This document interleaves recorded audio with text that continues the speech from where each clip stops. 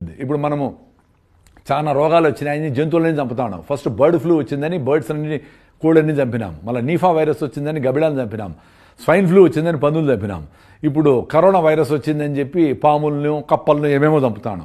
So రోగాలు వస్తాడేది మనకు కదా, మనల్ని చంపేస్తే అన్ని జంతువులు హ్యాపీగా ఉంటాయి కదా. సో జబ్బులు వస్తాడేది మనకి, రెసిస్టెన్స్ రావాల్సింది మనకి. సో మనకి రెసిస్టెన్స్ రావాలంటే ఏ రకంగా జీవించాలా అని అన్ని జంతువుల కంటే బాగా తెలుసు మనం.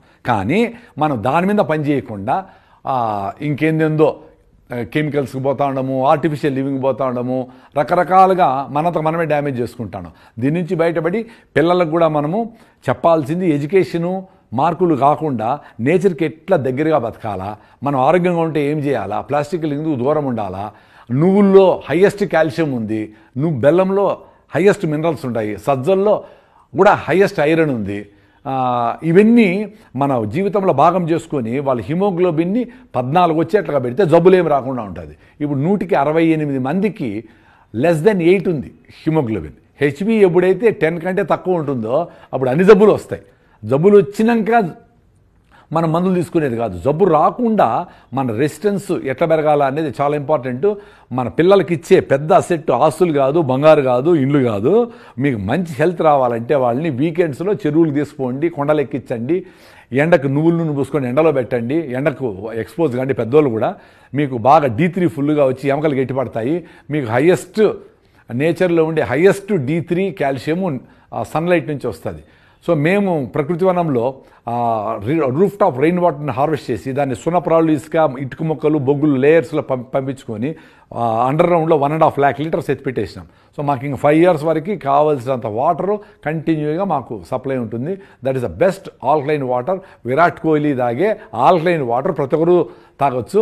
దాన్ని సున్నప్రాళ్ళు పంపిస్తే ఆల్కలైన్ వాటర్ అవుతుంది. మనం తాగే వాటర్ అంతా అసిడిక్ వాటరు, దాంట్లో మినరల్స్ వాటర్ అంటాము. మినరల్సే లేవు దాంట్లో. టీడీఎస్ మీటర్ని పెట్టి చూస్తే మినరల్స్ లేవని తెలుస్తుంది. ఈ క్యాన్ వాటరు, ఈ ప్రాసెస్డ్ వాటర్ తాగినాక చాలామందికి జాయింట్ పెయిన్స్, చాలామందికి ప్రాబ్లమ్స్ వచ్చినాయి. సో దీని నుంచి బయటపడి పెద్దోళ్ళు చెరువుల్ని ప్రతి ఊర్లోనే సేఫ్ చేసుకొని ఆ చెరువు నీళ్ళు తాగేవాళ్ళు. ఆ చెరువులో మినరల్స్ ఎట్లా వస్తాయి? వాన పడినప్పుడు అడవిలో ఆకులు రాలి కుళ్ళి ఆ మినరల్స్ అన్ని ఆ చెట్టు కింద 40-50 అడుగుల నుంచి మినరల్స్ని తీసుకొని చెట్లు ఆకుల రూపంలో పెడతాయి. ఆకులు రాలినాక minerals back to the nature వస్తాయి. ఆ మైక్రోబ్స్ దాన్ని మట్టిగా మారుస్తాయి. ఆ మట్టిగా మార్చడానికి 1 ఇంచ్ సాయిల్ తయారడానికి 4 lakh years పడుతుంది.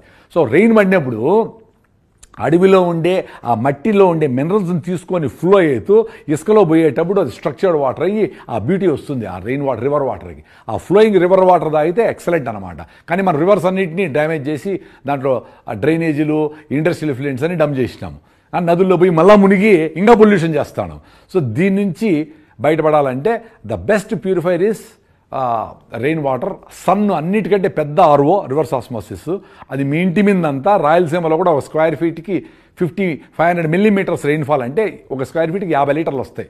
సో మీకు 50 లీటర్స్ అంటే ఒక చిన్న ఇల్లు 20 feet by 20 feet ఒక రూమ్ ఉంటే 400 square feet into 50, 20,000 liters by 20 అంటే 1000 daysకి మీ ఇంటి మీద నీళ్ళు మీరు హార్వెస్ట్ చేసుకొని దాన్ని పాస్ చేసుకొని ఎత్తిపెట్టుకుంటే ఎప్పుడు సన్లైట్ పడదో ఎన్నేళ్ళైనా ఏం కావు.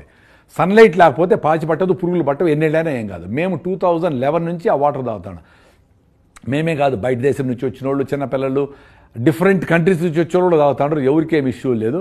నేను ట్యాబ్లెట్ వేసి 11 years అయింది. No doctor. అంతకుముందు అసిడిటీ, అల్సరు, లెగమెంటేరు, రకరకాల ఇష్యూస్ ఉన్నాయి. ఇప్పుడు no tablet. My health is absolutely free. మీరందరికీ కూడా, పిల్లలకి, పెద్దలకి, అందరికీ కూడా ఈ రకమైన ఆహార విధానాలతో అందరూ నేచర్ కనెక్ట్ అయ్యి హ్యాపీగా ఆనందంగా ఉంటారని ఆశిస్తాను.